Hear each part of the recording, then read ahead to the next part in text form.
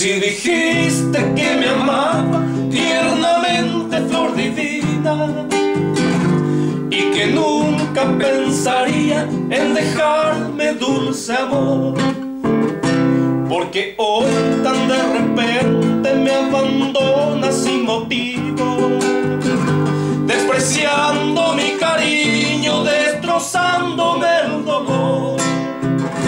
Aunque siempre, niña hermosa, la dulzura de tus besos, como un falso recuerdo, en mis labios sentiré. Yo jamás comprenderé que tu alma traicionera, que a mi vida si la diera un castigo tan cruel. Y es por eso mis estrofas son testigos sollozantes del adiós ya para siempre a tu ingrato corazón. Y si yo muero primero con mi hermosa paraguaya, en mi tumba no te vayas a llorar falso dolor.